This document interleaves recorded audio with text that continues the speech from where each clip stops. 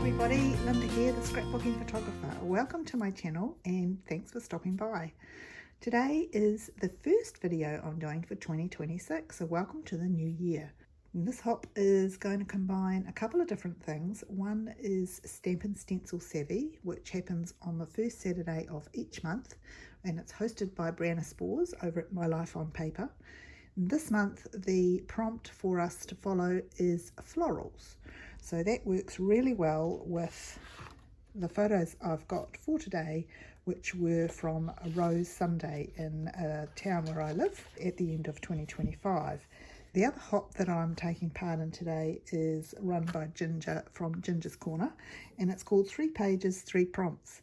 And the prompts for today are red paper, enamel dots and triangles. So I'm going to incorporate the two hops together.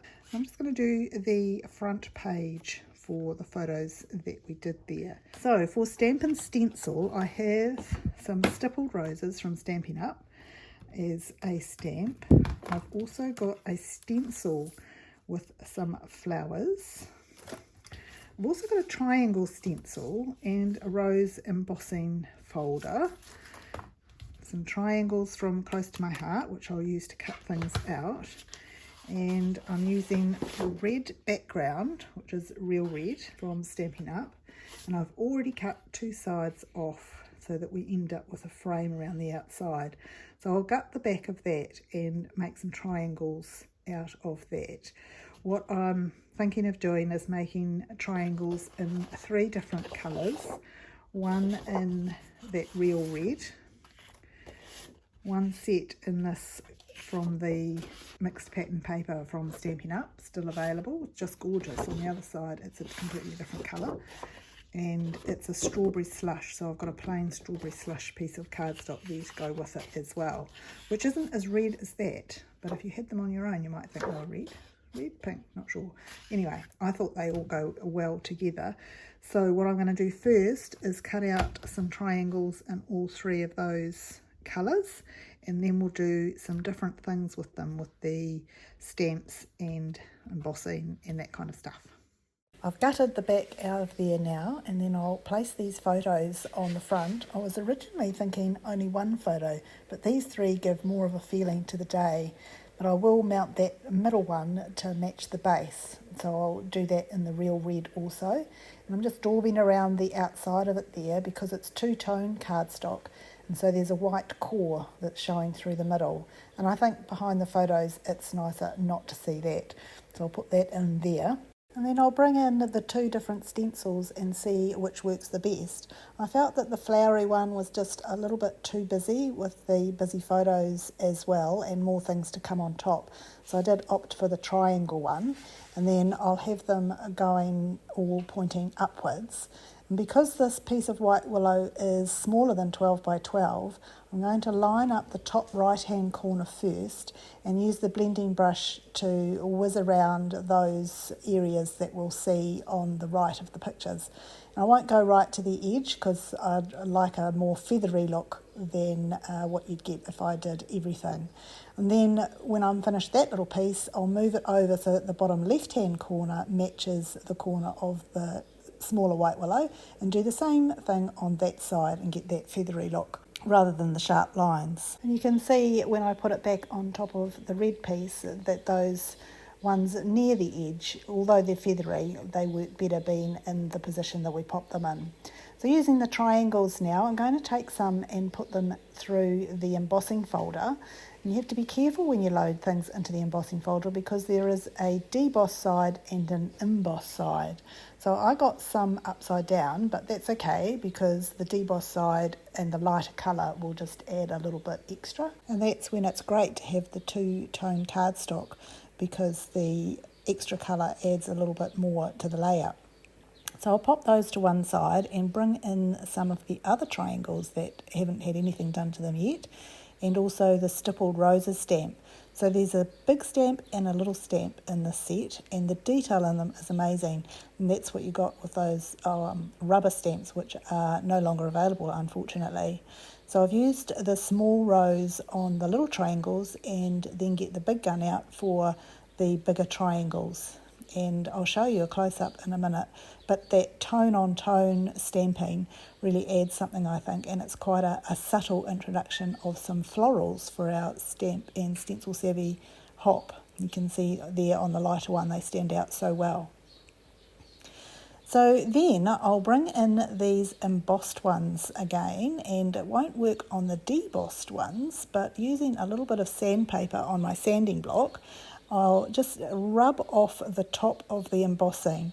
And again, it's another good feature of the two-tone cardstock, because when you do this, it reveals the white interior of the card, and so you get that extra contrast.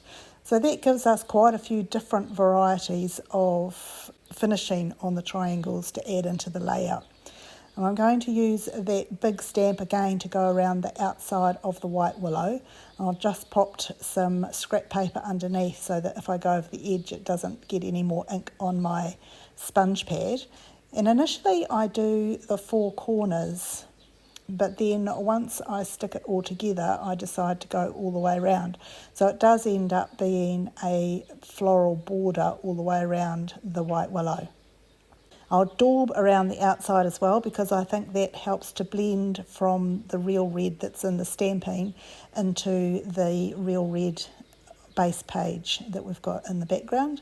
And you can see here where I'm adding in the extra flower stamps to make that border go all the way around. And I had already stuck it down, so it just takes a little bit of manipulation to unstick it, put the scrap paper underneath, which then of course gets stuck as well, but that's okay. We get there in the end, and I think it looks really good with the border going all the way around. And the thing with these big stamps is that you can just use a portion of it and move them around slightly so that it doesn't look like it's a repetitive border. It does change as we go around. So once that's all finished, I can then dry fit these triangles, and I try and mix them up a little bit to add a bit of contrast and some texture, keeping the like colours a little separated by different lighter colours, and the embossed ones and the ones we sanded, and also the ones we stamped. So as you watch that sort of come together, it'll be interesting to see what other people do for both these hops. The florals for Stamp and Stencil Savvy, I'm sure will have some beautiful layouts in the playlist, so I'll link that below so that you can have a look. And also for Ginger's 3 pages, 3 prompts hop, there'll be a lot of new people and good ideas in that hop as well, as that's a new one for 2026. So as you go through the playlists and see what other people are doing, do show them some love and subscribe for regular tips and ideas from people. If you haven't subscribed to my channel, I'd really love it if you did, because it all helps to let us know that what we're doing is worthwhile and know what to continue with our content. You wouldn't normally think of triangles with a floral page, but as you can see in these pictures, there are some diamond-shaped signs saying about Rose Sunday. So I think the triangles kind of work quite well with bringing that geometric shape through into the layout as well as the photos. Then the next thing I'm going to do is find a little bit of a journaling box, and I have this piece of white willow scrap paper that it just happens to be the right width. So I've cut it into a suitable length and daub around the outside with the real red ink, and then I'll just stick it down and tuck it underneath one of those triangles so that it just fits nicely in that corner. And I think with it being white, it helps to tie in with the white background that we see in other spots, and also links the photos with the triangles as well. So then it's down to the heading. Now I think the best alphabet is the Stampin' Up mini alphabet, so I will trot away and cut one of those out in the white willow, and then I'll just pull out the words or the letters for Rose Sunday. I won't make you watch that bit by bit, so there we are with the magic of filming. It's already done. And then we just need to add the enamel dots, which is the last of the 3 prompts for Ginger's Corner 3 pages, 3 prompts. So these prompts are only for this page, but we have 3 pages a month, so tune in next Saturday for the second page for this month and the 3 new prompts. I do believe one of them is for a winter layout.